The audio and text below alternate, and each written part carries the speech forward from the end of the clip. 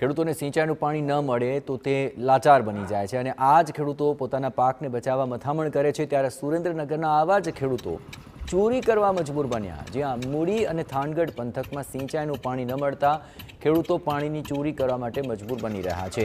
ખેડૂતો પાણીની પાઇપલાઇનો અને અન્ય સ્ત્રોતમાંથી પાણીની ચોરી કરી રહ્યા છે। મહત્વપૂર્ણ છે કે ગૃહ વિભાગે પાણી ચોરી કરનારા સામે પાસા હેઠળ કાર્યવાહી કરવા જિલ્લા કલેક્ટરને આદેશ આપ્યા છે।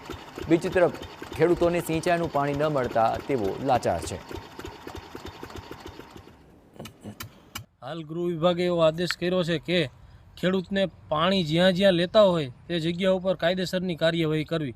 તો મારે સરકારને એટલી જ કહેવાની નમ્ર વિનંતી છે કે તમે કોઈ પણ સંજોગે ખેડૂતને પાણી આપો। જો તમે પાણી આપશો તો ખેડૂત કંઈ કરવાનો જ નથી ચોરી બોરી।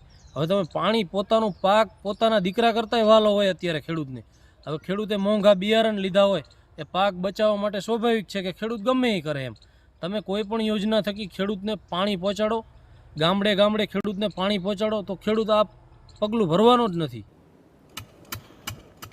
બીજી તરફ ખેડૂતોનું કહેવું છે કે સિંચાઈના પાણીની ભારે સમસ્યા છે। જો સિંચાઈનું પાણી મળે તો તેમને પાણીની આ રીતે ચોરી કરવાની કોઈ જરૂર જ નથી। ત્યારે સિંચાઈનું પાણી પૂરું પાડવામાં આવે તેવી ખેડૂતોની માંગ છે। હવે સરકાર લાચાર બનેલા જગતના તાતનો અવાજ સાંભળે છે કે નહીં તે જોવું રહ્યું। ખેડૂતોને પાણી ચોરી કરવી જ નથી, પણ તમે આ પાણી જો નર્મદાના આપો તો અમારા ખેડૂતોને ક્યાં પાણી ચોરી કરવાની જરૂરત પડે છે।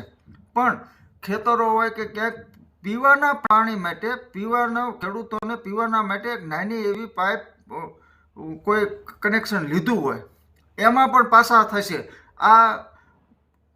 આવી રીતે કાયદાનો દુરુપયોગ થશે અને એમાં મોટાભાગે ખેડૂતો હેરાન પરેશાન થશે।